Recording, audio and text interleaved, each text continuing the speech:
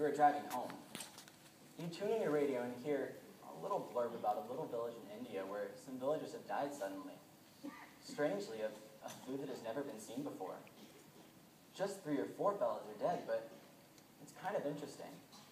They're sending some doctors over there to investigate it. You don't think much about it, but on Sunday coming home from church, you hear another radio spot. Only, they say it's not 3 villagers. It's 30,000 villagers in the back hills of this particular area of India. And it's on TV that night. People are heading there from the disease center in Atlanta because this disease strain has never been seen before. By Monday morning when you get up, it's the lead story. For it's not just India. It's Pakistan, Afghanistan, Iran, and before you know it, you are hearing this story everywhere. And they've coined it now as the mystery flu.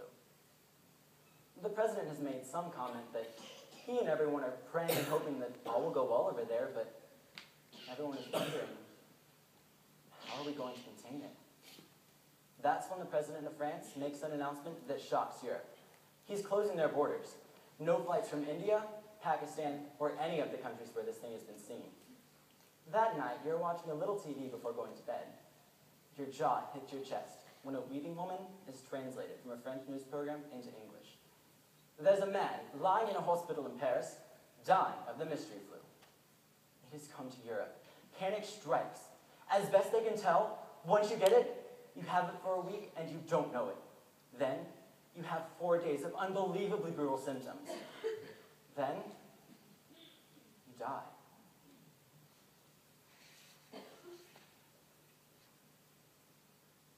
Britain closes its borders, but it's too late. Southampton, Liverpool, Northampton, and it's Tuesday morning when the President of the United States makes the following announcement.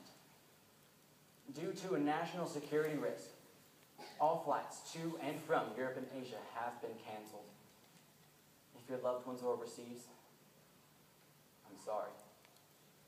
They cannot come back until we find a cure for this thing.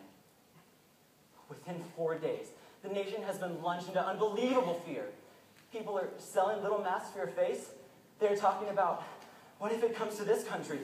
And preachers on Tuesday are saying, it's the scourge of God. It's Wednesday night, and you're at a church prayer meeting, when somebody runs in from the parking lot and says, turn on a radio! Turn on a radio! While the church listens to a little transistor radio with a microphone stuck up to it, the announcement is made. 2 women are lying in the Long Island hospital, dying of the mystery flu. Within hours, it seems this thing just sweeps across the country. People are working around the clock trying to find an antidote. Nothing is working. California, Oregon, Arizona, Florida, and Massachusetts, it's as though it's just sweeping in from the borders. Then, all of a sudden, the news comes out. The code has been broken. A cure can be found. A vaccine can be made. It's going to take the blood of somebody who hasn't been infected. Sure enough, all through the Midwest, through all those channels of emergency broadcasting, everyone is asked to do one simple thing. Go to your downtown hospitals and have your blood type taken. That's all we ask of you. When you hear the sirens go off in your neighborhood, please make your way quickly, quietly, and safely to the hospitals. When you and your family get down there, late on that Friday night, there's a long line. Nurses and doctors are coming out, pricking fingers, taking blood, and putting labels on it. Your wife and your kids are out there. And they take your blood type and they say, wait here in the parking lot, and if we call your name, you can be dismissed and go home. You stand around, scared with your neighbors wondering, what in the world is going on? And thinking, this must be the end of the world. Suddenly, a young man comes running out of the hospital screaming. He's yelling a name and waving a clipboard. What? He yells it again.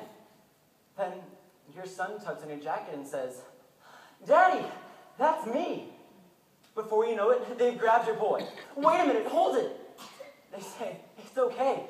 His blood is clean, his blood is pure. He doesn't have the disease.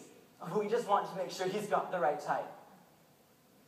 5, 10 minutes later, out come the doctors and nurses, crying and hugging one another. Some are even laughing. It's the first time you've seen anybody laugh in a week. And then an old doctor walks up to you and says, "Thank you, sir. Your son's blood type is perfect. It's clean, it's pure, and we can make the vaccine." As word begins to spread all through that parking lot full of folks, people are screaming, praying, laughing, and crying. And then the old doctor walks up to you and your wife and says, "May we see you for a moment? We didn't realize that the donor would be a minor, and we need you to sign a consent form."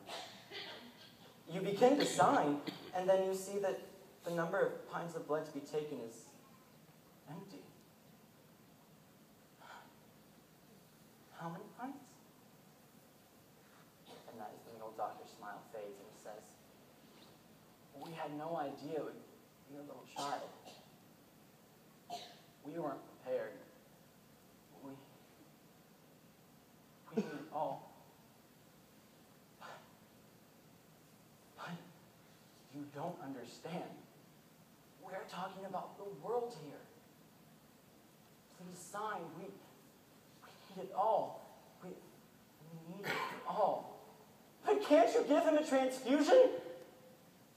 "If we had clean blood this type, we would. Please sign." In numb silence, you sign. Then they say, "Would you like to have a minute with him before we begin?" Can you walk back? Can you walk back to that room where your son sits on a table saying, "Daddy, Mommy, what's going on?" Can you take his hands and say, "Son, your mommy and I love you. And we would never, ever let anything happen to you that didn't just have to be. Do you understand that?" And then, when that old doctor comes back in the room and says, "I'm sorry, we've got to get started. People all over the world are dying. Can you leave? Can you leave?" while he sits on there saying, "Dad, Mom, Dad, why? Why have you forsaken me?" And then next week, when they have the ceremony to honor your son, some folks sleep through it. Some folks don't even come because they go to the lake. And some folks come with a pretentious smile and just pretend to care. Would you want to jump up and say, "My son died! Don't you care?" Is that what God is saying? "My son died! Don't you know how much I care?"